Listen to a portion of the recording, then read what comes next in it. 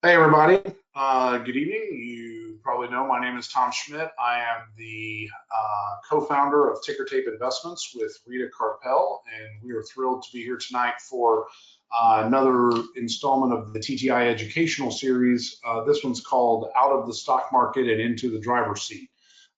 The idea is this continuing discussion of the fact that investors, frankly, I think have been misled over the decades as to what percentage of their portfolios should be contained in publicly traded securities. And certainly there's a valid place for those in every portfolio. The ability to have quick liquidity for situations where you need it is important. But the reality is that the ultra wealthy, the folks that have access to the best advice, are putting much more of their portfolios into alternative investments, or let's just say non-publicly traded assets. Obviously, we've done a bunch of presentations about various components of this idea. Tonight, we're going to talk about some sort of big picture idea of why this is important, how you can start to make that transition, et cetera. So the first thing is, why are traditional portfolios failing? And the answer really has to do with correlation and volatility, right? So the first thing is, it turns out that volatility destroys wealth. And the reason for that is, if you think about the stock market, if the stock market in your portfolio goes down 30% from, let's say, 100 to 70, if it goes back up 30%, you only have 91, right? Because 30% of 70 is 21. So add that on to 70, you have 91. So even though it went down 30 and up 30, you are not even. And so it's that volatility that ravages portfolios over time. Now, you may not see it because overall you may be generating a positive return. Let's just say you get on average 9% positive per year. You feel like you've done a good job. But the problem is that the same return in privately held markets, where you don't have 10%, 20%, 30% declines, you don't have volatility eating up that return. So your net return is much higher. So that's really the biggest thing. Additionally, investors, and I've been guilty of this many times during my life, for periods of time, not paying attention to inflation hedges, not paying attention to tax benefits, not paying attention to making full taxable contributions. Of course, I've always done the maximum 401k or the maximum IRA, but there's other things you can do to get access to more tax deferred investing. So those sorts of things, if you're not doing those, your portfolio is going to fail. And of course, I mentioned volatility. That to me is the biggest thing, and that's what the ultra wealthy are educated about. That the rest of us, they don't tell us that, because again, Merrill Lynch and Fidelity and Schwab, they don't want you to take your money out of the public markets, because that's the only way they make income, is for you to be trading in the stock markets. And so it's important that investors learn how valuable it is to have, in my opinion, the majority of your portfolio outside of the public markets. To me, if it's good enough for billionaires, it's good enough for me. So some of the things about moving your investments over to privately held deals that I think are important and valuable are, number one, of course, control, right? So now you can control the valuation at which you invest your money. Hey, I want to put money in a multifamily property. Well, I can look at 10 and I can find the one that has the best valuation, the best upside, etc. I looked at a deal today, and I have sent an email to the promoters, the principals, GPs, and asking a question. So I haven't heard the answer yet, so maybe I'm mistaken about this, but having read sort of the teaser on their new deal, it is an investment in a general partnership, so we would be a limited partner, and there's a complicated structure of preferred return, some of which is paid, some of which is deferred, but there's no mention of an equity upside. And so I've talked to a lot of investors like, oh, I invested in these 3 apartment deals with this guy. My first question is always, what percentage of the upside do you get? And I've had people tell me, like, what are you talking about? That's not a thing. Like, of course it's a thing.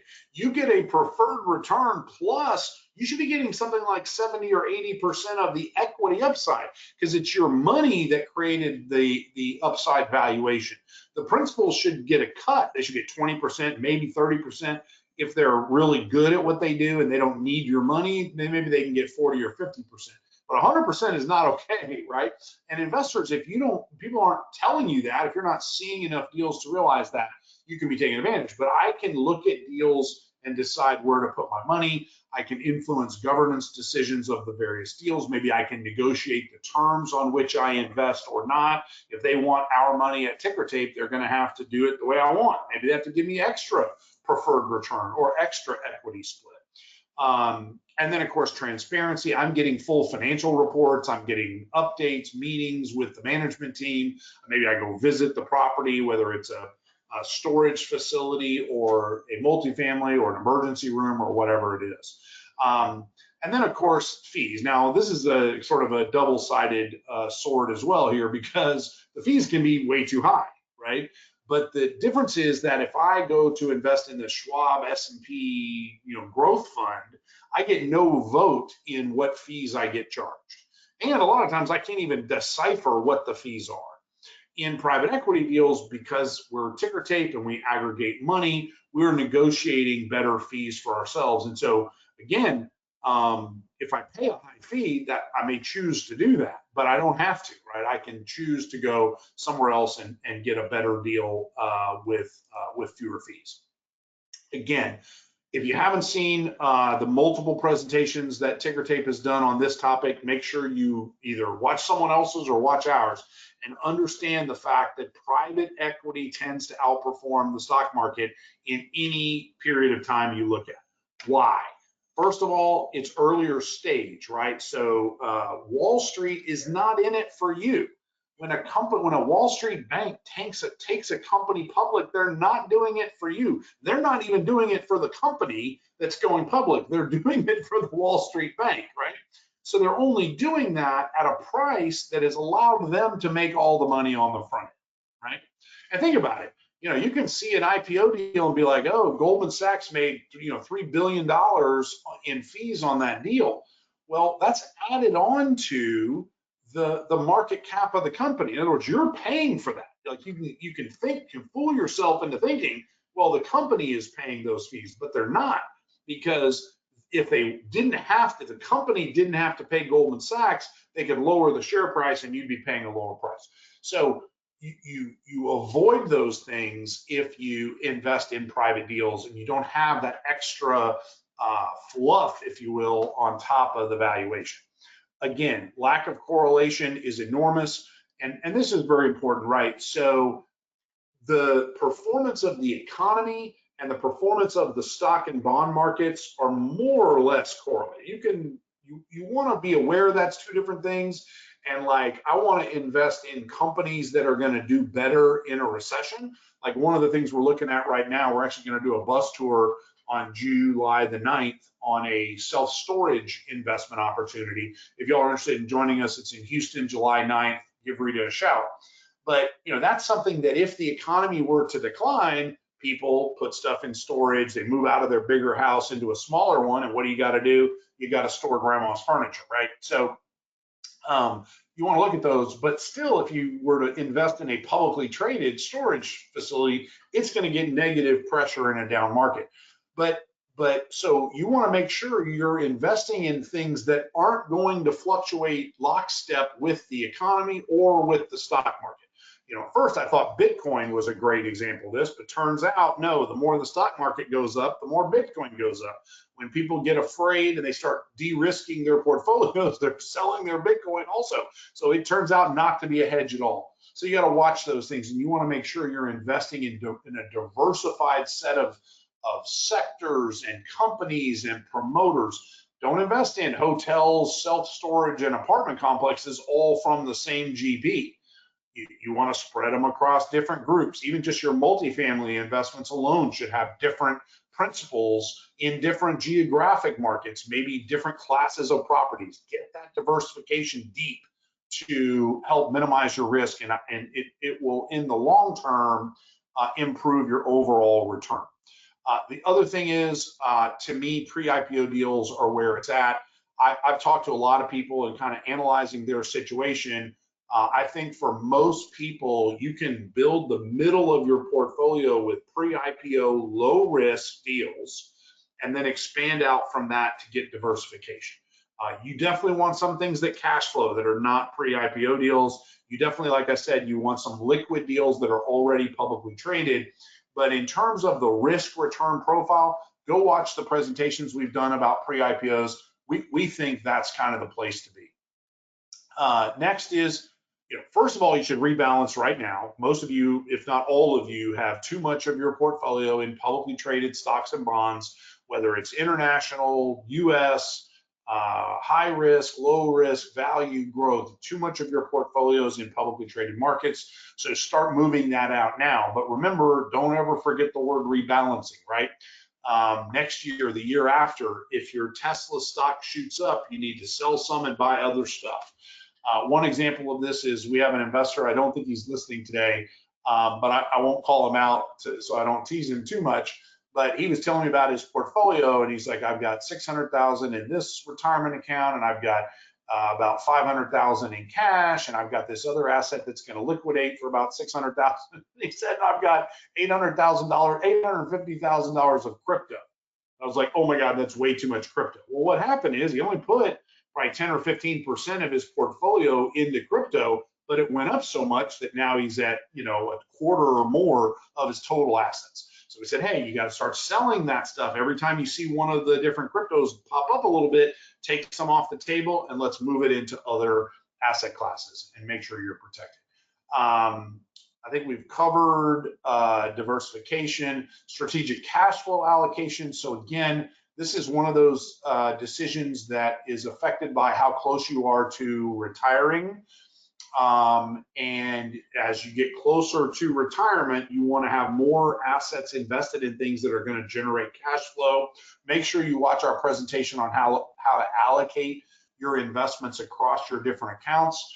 It breaks my heart when I see folks create a self-directed IRA, which every one of you should do. But once they do that, then they invest in a leveraged real estate deal in their traditional self-directed IRA, and now they have taxable income on their IRA because of the business tax that you have to pay. So make sure you know what investment goes in which account and manage all that. If you have questions, reach out to Rita. We can help you with that as well. These are some examples of different allocation models. I don't like these tags, but I thought about changing them, and then I thought, no, I guess it's kind of common language now. But this says conservative and then balanced and then aggressive. And basically the difference is this has 20% in alternative investments, 80% in traditional, meaning publicly traded assets, balanced 40-60, and aggressive 60-40. So first of all, I don't consider this to be aggressive at all. I think this should be your minimum. You should have oil and gas partnerships, multifamily, things like RV parks, maybe some vacation rental investments. We have hotels, restaurants, emergency rooms, surgery centers, all these different asset classes. Also, all of our pre-IPO deals go in here. And remember, when we buy SoFi, it's privately held. It goes on the 60% side. When it goes public and we sell it immediately, we're moving it back and taking that cash and putting it back into the alternative side. And then you could play with these subdivisions, 15% private credit, 20% real estate, 25% private equity. Different people are going to have different percentages here.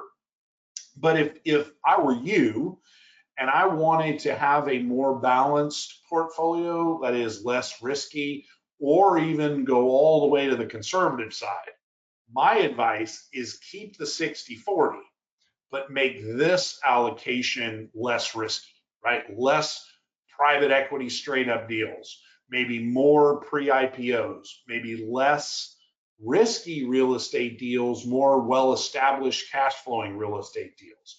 maybe less of your portfolio in a E&P oil and gas drilling opportunity, but more in a deal that's buying royalty interests that are already cash flowing and have been for years, that kind of thing, right? So make more conservative private investments rather than, I mean, because look at the volatility that this person is going to suffer with, I don't care how safe their assets are, right? Look at the safe investments you're going to think of, you're going to put in the stock market today.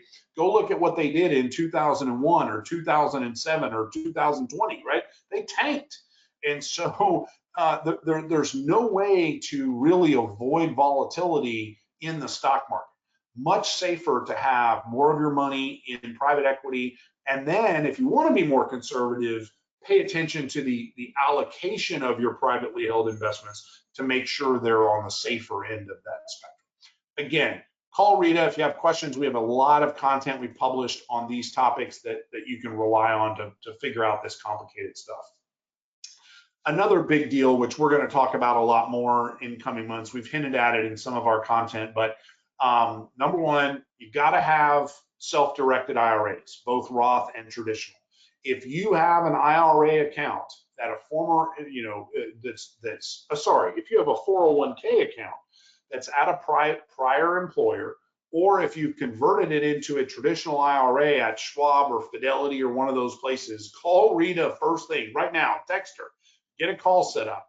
Let's talk about getting you with one of the self-directed IRA companies where you're not limited in what you can invest in. You want to buy gold coins, physical gold coins. You want to invest in oil and gas. You want to invest in a hotel. You want to invest in a multifamily property. You can do all those things. We can tell you how to do it. We don't make money on it. We're not going to get a fee or a referral fee or anything. We just like helping investors. We'll direct you to the people you need to talk to get all that set up so that you can invest in private deals through your IRAs.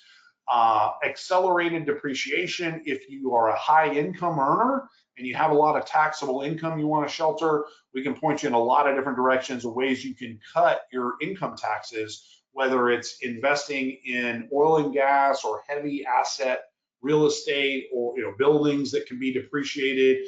We had a bus deal. I don't have one right now. We used to have a bus deal we invested in where they were buying new buses and then writing off 100% of the value of the bus. And so that depreciation flowed to the investors, and we got tax deductions. We made our investors active managers of the business, so it was offsetting active income. Lots of strategies we can help you with there. And then also make sure you're timing exits.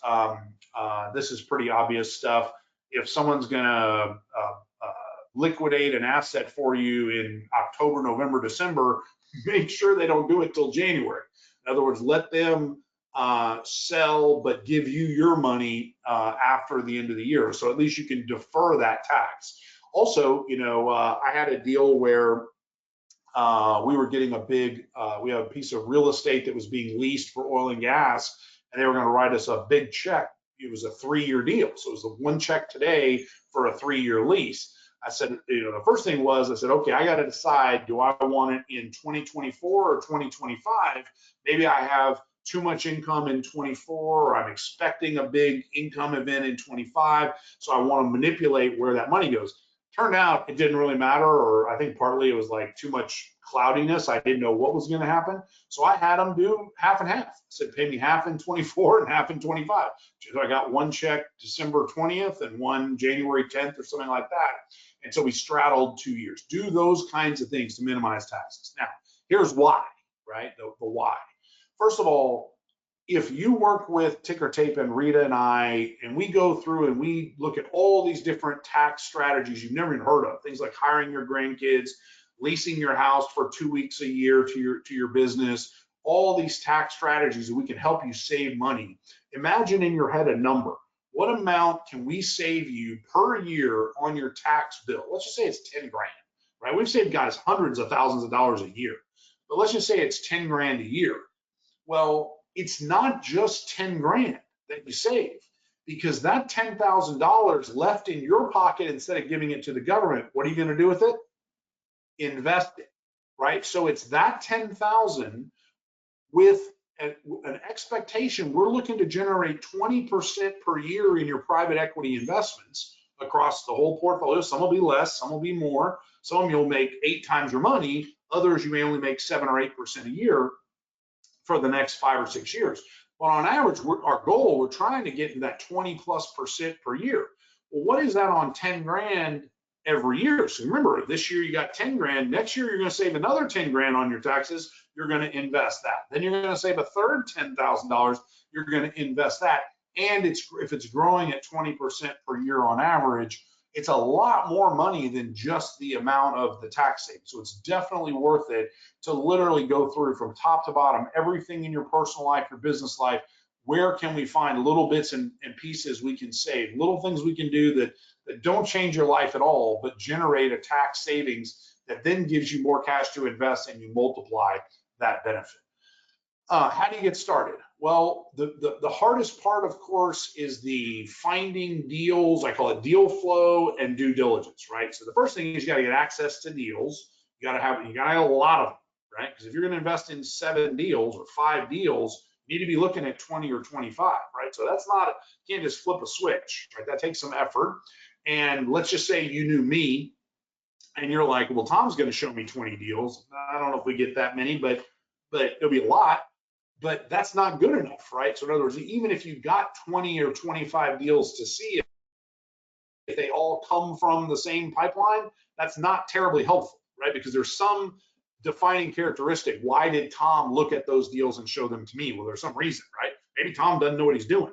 You got to find, a Dave and a Mary and a Sally and a blah, blah, blah.com to find lots of deal flow, so you start to understand what's out there. Like I said, there's a very sophisticated investor. His net worth, I don't know it, but I'm going to guess it's $15 million, his investable assets. And the guy didn't know that he should be asking for an equity piece in his multifamily investments. It's like, oh my gosh, But it's just because he hadn't seen enough deals. He's investing in the deals that happen to fall in his lap without really evaluating them and without looking for other deals and finding out what's out there, right? And so make sure that you don't just go online and look at the first pre-IPO deal and invest in that, because I can almost guarantee you'll overpay. And so make sure you have good pipelines developed. You know how to do due diligence. Again, what did I do? Right? I'm a reasonably smart guy. I certainly know how to do all these things, but I'm not doing it on my own. Right? I built Ticker Tape Investments with 300 plus active investors who are helping with all of that. They're helping me evaluate deals. They're bringing us deals. They're vetting deals before they even mention them to us. And then also one of the best things we get is people come to us and go, hey, Tom, I wanted to tell you, I saw this deal. I think it's a bad deal, and I'm not investing in it because of this, but I wanted you to know about it, right? Because that's more data for us. You got to kind of build that sort of group. You're happy to tag along with Ticker Tape, of course, and we can point you in some directions of Facebook and LinkedIn groups that have lots of deal flow, online marketplaces and investor clubs and groups and private equity organizations you can become a part of. Like another example, I've done more now, but originally I invested $25,000, a tiny investment, in a private equity group called Alumni Ventures. So they put together a fund for each, it started Ivy League, but each top university. So they have one for Stanford, one for the University of Texas, one for each of the Ivies now. And so I went to Penn, so I invested in the Chestnut Street Ventures Fund. Why? Because it got me access to the deals that they were seeing and investing in, which gave me data and input for private deals we want to look at. That sort of stuff is what you can do. Of course, if you don't want to do those things, join Ticker Tape or some other group, and in an environment where you don't have to invest in every deal. You can see the deals that Ticker Tape is doing and pick and choose the ones you invest in. That's sort of the easy way. Make sure, and this is a big one, understand the timeline of each investment.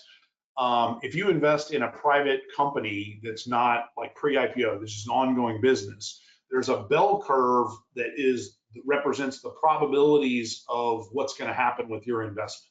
And the reality is there's a very low, I guess I need to do it backwards. There's a very low probability of you losing all of your money, but but it's a probability, it's there. And there's a very low probability of you making 40 times your money, right? Whatever they're going to tell you the upside is, it's actually a very low probability. What's the most likely result? The short answer is nothing, right? The short answer is you invest, they never really get to a point where they have liquidity or they go out of business. They just kind of chug along forever. You're not liquid and you stay there. So make sure that you understand the probability of that happening for that specific investment, what that timeline might look like, what the risks are, et cetera. Make sure you understand that before you deploy your capital. It doesn't necessarily mean you don't invest in the deal if it's going to be a longer term thing, but it might impact how much you put in that particular deal. SpaceX for us is a great example. I told everybody, I said, listen, do not invest in this to get a return. Do not even invest in this to get a return for your children.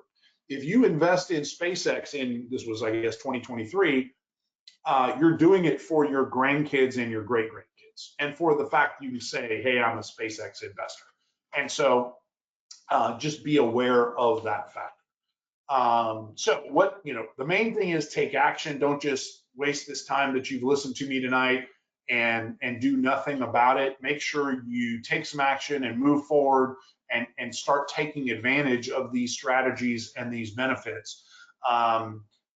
It's what billionaires are doing. If you don't believe me, go Google it and look at how billionaires invest. Look up the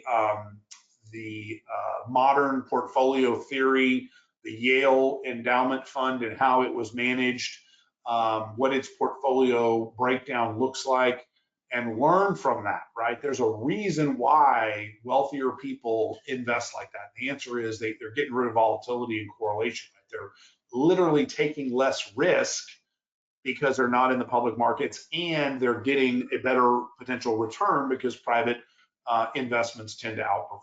That's kind of the short story.